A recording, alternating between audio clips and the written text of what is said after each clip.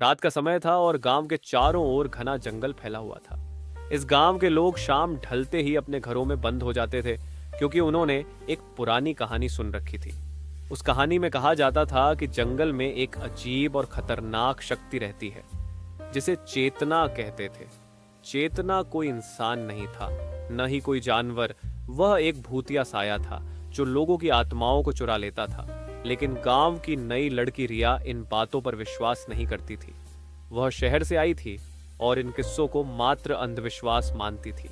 एक दिन उसकी जिज्ञासा बढ़ गई और उसने सोचा कि वह जंगल में जाकर खुद देखेगी कि वहां कुछ है या नहीं। गांव के बुजुर्गों ने उसे बहुत मना किया, लेकिन रिया ने उनकी एक न सुनी। शाम ढलते ही वह एक टॉर्च लेकर जंगल की ओर चल पड़ी। जंगल में घुसते ही चारों तरफ सन्नाटा छा गया। कोई हवा की आवाज नहीं, कोई जानवरों की हलचल नहीं, सिर्फ गहरा और ठंडा सन्नाटा। रिया ने सोचा कि यह सब कुछ सामान्य है और आगे बढ़ती गई। कुछ देर बाद उसे दूर से कुछ अजीब सी आवाजें सुनाई दी, जैसे कोई फुसफुसा रहा हो। उसने आवाज की दिशा में टॉर्च चमकाई, लेकिन कुछ दिखाई नहीं दिया। जैसे ही वह थोड़ा और आगे बढ़ी, उसे पेड़ों के बीच से एक हल्का साया दिखाई दिया। वह एक झटके में रुक गई।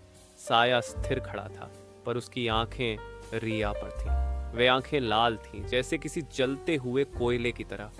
रिया की टॉर्च अचानक बुझ गई और चारों ओर घना अंधेरा छा गया।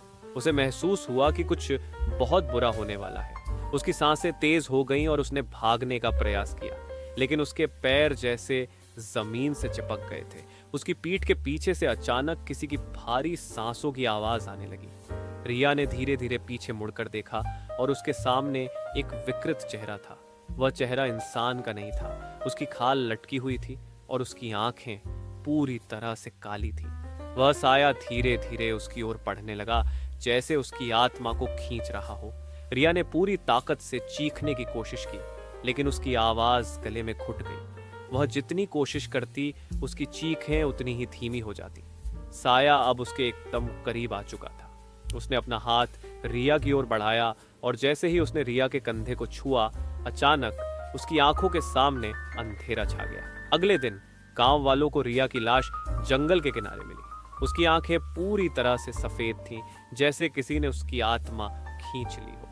उसके चेहरे पर डरावनी चीख के निशान थे, जैसे वह मरने से पहले कुछ देख चुकी हो, कुछ इतना भयानक कि उसकी आत्मा भी कांप उठी हो। गांव वालों ने उसकी लाश को देखा और फिर एक दूसरे की ओर चुपचाप देखने लगे। उन्होंने पहले ही उसे चेताया था, पर अब यह स्पष्ट था कि जंगल की चेतना अभी भी जीवित थी। उस दिन के बाद गांव के लोग और भी ज्यादा डरने लगे और कोई भी कभी जंगल की ओर जाने की हिम्मत नहीं करता था।